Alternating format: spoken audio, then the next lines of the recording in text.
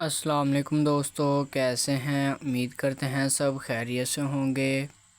آج ہم لائے ہیں آپ کے لیے ایک اور نئی اور انفارمیٹیو ویڈیو۔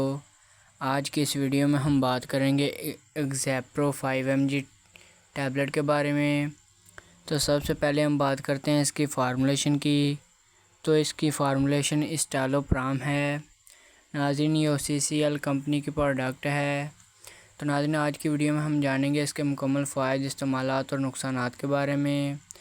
تو چلتے ہیں اپنی ویڈیو کی جانب۔ تو سب سے پہلے ہم بات کرتے ہیں اس دوا کا استعمال کن صورتحال میں کروایا جاتا ہے۔ ناظرین، ان میں ڈپریشن شامل ہے، ٹینشن اور پریشانی کی صورتحال میں بھی اس دوا کا استعمال کروایا جاتا ہے، اور اس کے علاوہ نیند کا نہ آنا، ذہنی تناؤ کی صورت میں بھی اس دوا کا استعمال کروایا جاتا ہے، اور اس کے علاوہ ایسے افراد جن کے دل کی دھڑکن بہت زیادہ تیز ہو اور ہر وقت گھبراہٹ محسوس ہوتی ہو، تو ایسے افراد میں بھی یہ دوا استعمال کروائی جاتی ہے، تو ان کے لیے بھی یہ انتہائی مفید ثابت ہوتی ہے۔ اور اس کے علاوہ ایسے افراد جن کو ہر وقت خوف محسوس ہوتا ہو اور خودکشی کرنے کا دل کرتا ہو، تو ایسے افراد، ایسے مریضوں کے لیے بھی یہ دوا انتہائی مفید ثابت ہوتی ہے۔ تو ناظرین، اب ہم بات کرتے ہیں کہ یہ دوا کتنی مقدار میں ہم استعمال کر سکتے ہیں، یعنی کہ اس کی کتنی مقدار ہم ایک دن میں استعمال کر سکتے ہیں۔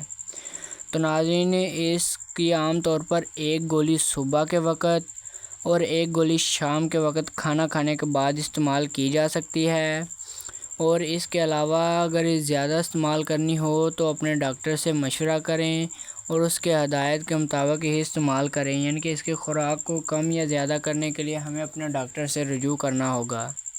تو ناظرین، اب ہم بات کرتے ہیں کہ اس دوا کے زیادہ استعمال سے ہمیں کون کون سے نقصان، یعنی کہ سائیڈ ایفیکٹ ہو سکتے ہیں۔ تو ان میں سر کا درد ہونا اور نیند کا نہ آنا بھی شامل ہے۔ اور ناظرین، اب ہم بات کرتے ہیں کہ اسے اور کن کنڈیشن میں بھی استعمال کیا جاتا ہے۔ اس کے علاوہ اس کے دل کی دھڑکن کا کم ہو جانا اس کے سائیڈ ایفیکٹ میں شامل ہے۔ ناظرین، اب ہم بات کرتے ہیں کہ اس دوا کا استعمال کن مریضوں میں نہیں کروایا جاتا۔ تو ان میں حاملہ خواتین شامل ہیں، دودھ پلانے والی خواتین شامل ہیں، اور اس کے علاوہ ایسے افراد جن کے دل کی دھڑکن بہت زیادہ تیز ہوتی ہو، تو ان کو چاہیے کہ اس دوا کا استعمال کرنے سے پہلے ایک بار اپنے ڈاکٹر سے رجوع کر لیں اور اپنے ڈاکٹر کے مشورے سے ہی اس دوا کا استعمال کریں۔ تو ناظرین، یہ تھی ہماری آج کی ویڈیو۔ امید کرتا ہوں آپ کو ہماری آج کی ویڈیو اچھی لگی ہوگی۔ تو ناظرین، ہمارے چینل کو سبسکرائب کرنا، بیل آئیکن کو آن کرنا، تاکہ ہماری آنے والی ویڈیو کی انفارمیشن سب سے پہلے آپ تک پہنچ سکے۔ تو ناظرین، اپنے اور اپنے پیاروں کا خیال رکھیے گا۔ ملیں گے ایسی ہی انفارمیٹیو ویڈیو کے ساتھ۔ آج کے لیے اتنا ہی۔ اللہ حافظ۔